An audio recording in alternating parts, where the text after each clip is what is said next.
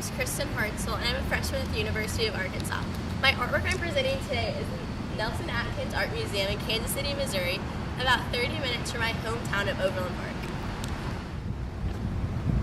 The vision for the Nelson all began when William Rockhill Nelson came to Kansas City for the first time. He proclaimed that he could not live in such a boring, commonplace area. The White brothers were the architects behind the Nelson, and they trained at the most renowned architectural firm in the nation. He was influenced greatly by his training in Beaux-Arts style during the time he studied in Italy and Greece. This style is inspired by Greek, Roman, and Italian Renaissance architecture, which is all seen in the museum. The moment you look at the museum, your eyes are immediately drawn to the grand entrance. The massive scale of the museum is evident, standing 6 stories tall. The south side of the museum, with 6 columns in the middle and 2 columns on both the left and the right side, create balance. This bilateral symmetry provides the museum with a sense of stability and equilibrium. Stability is again represented through the massive scale of the columns, giving strong support to the building. The texture of the building appears to be smooth to the touch. Limestone can have several different looks and textures, but the Nelson has a buff hue with different gradations. The monochromatic appearance of the museum gives it a very clean look while appearing elegant at the same time. The architecture draws the movement of your eyes first directly to the center due to the emphasis of the entrance, then gradually you take in the writing and figures behind the columns, and then eventually to both ends. This occurs due to the massiveness of the building and the subtle details on the exterior.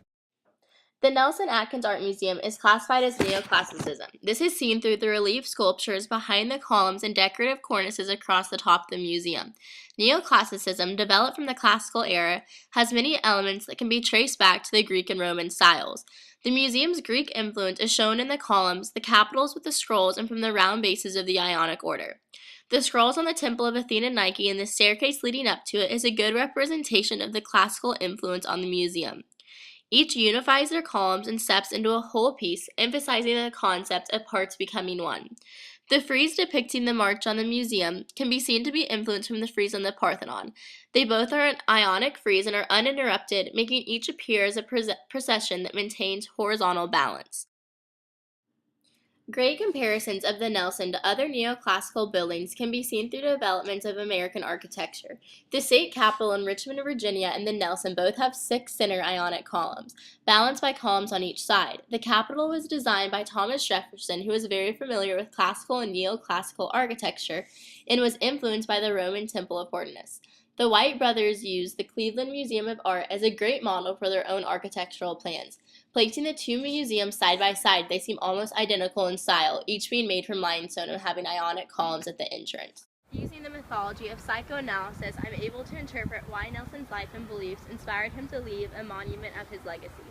When Nelson moved to Kansas City, it was more of a thriving agricultural community where grain and cattle production were at the forefront. Because of this, I believe he thought the city needed a more refined style that would express his fascination for beautiful architecture and great paintings of Europe. For these reasons, I think that this is why the Nelson is so massive yet elegant in its architectural style. This translates into why he wanted the Nelson to stand out from other architecture in the city. Not only does the exterior of the Nelson-Atkins Art Museum draw you in, but it depicts history from the time period it was built. Behind the columns are 23 limestone panels that are placed above the door's entrance. These panels show wagon trains that depict the march from the east to the west of civilization. Also, inside the doorway, oak leaf motifs and the grillwork reflect oak hall where the grounds where Nelson's home was. The White brothers' design also emphasized many classical elements. This was done in order for the museum to stand the test of time, because over the years the classical style was respected and the principles of it withstood. I'll always hold the Nelson-Atkins Art Museum near to my heart. Growing up and living in Kansas City my whole life, I believe that this museum brings great pride to the Kansas City area. Not only pride, but each visitor is given a great experience when they enter this museum. With over 33,000 works of art and featured exhibits, there is always something new that catches the eye. After researching the architects and founders, looking closer at the elements that compose the building, and comparing to previous periods, I see how much went into designing this building. The architecture truly instills a sense of stability and equilibrium. The Nelson is not just a building that contains art inside, but is a piece of art itself, capable of moving and inspiring each visitor before they even enter the doors.